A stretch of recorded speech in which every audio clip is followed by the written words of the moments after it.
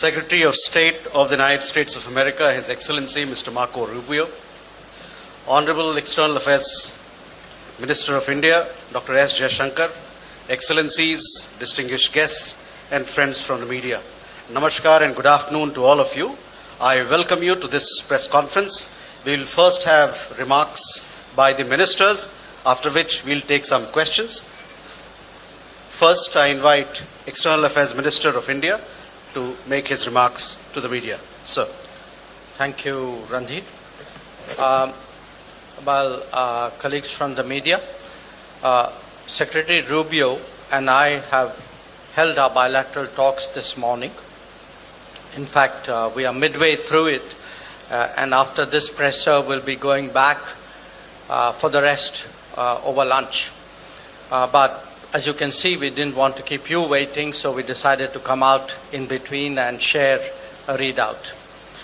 Now, this is the Secretary's first visit to India, but from his very first day in office, we have actually been in regular touch. I think I was one of the first to meet you that day. And this has included occasions in Washington, D.C. and New York, but also on the sidelines of other events. The most recent one was in France. So we've had really a continuous engagement which has facilitated our overseeing the broad-based and growing cooperation between our two nations.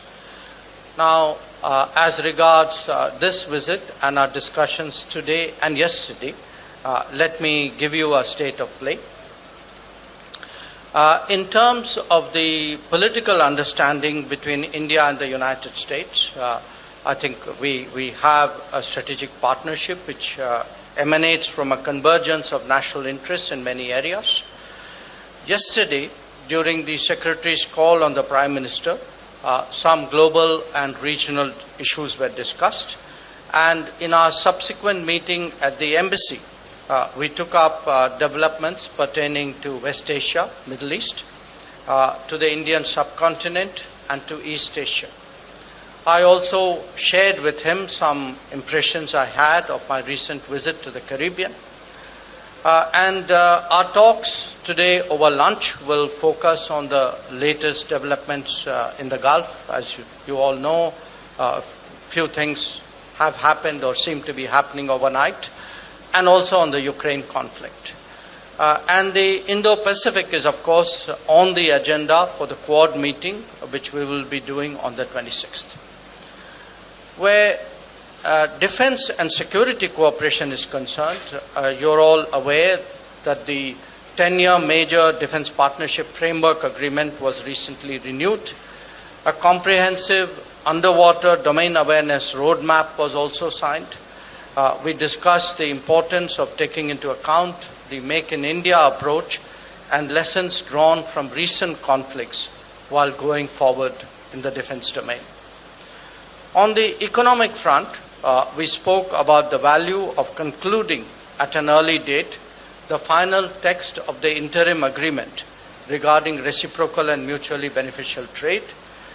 This will be an important step towards a comprehensive bilateral trade agreement which was envisaged during Prime Minister Modi's visit in February 2025.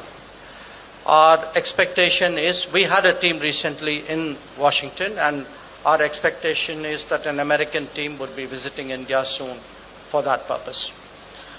We spent some time today discussing energy issues, and again, you're all aware that our government's fundamental responsibility is to address the needs of 1.4 billion people.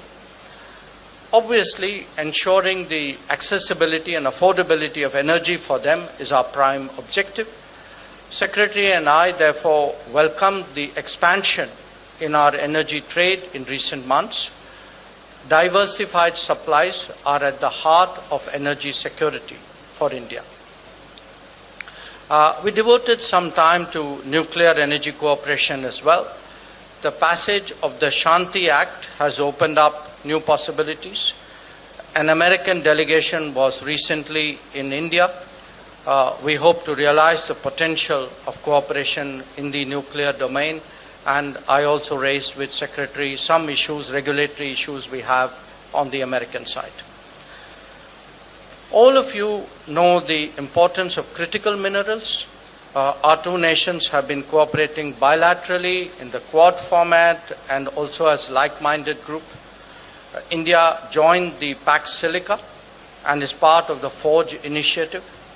The AI Impact Summit in New Delhi in February highlighted the enormous potential of the India-US relationship, and we will naturally be encouraging our businesses dealing with AI. As India's semiconductor and AI capabilities advance, this cooperation will be even more prominent in days to come. People-to-people ties are at the heart of our relationship. I apprised Secretary Rubio of challenges that legitimate travelers face in respect of visa issuance. While we cooperate to deal with illegal and irregular mobility, our expectation is that legal mobility would not be adversely impacted as a consequence. After all, this is very relevant to our business, technology, and research cooperation.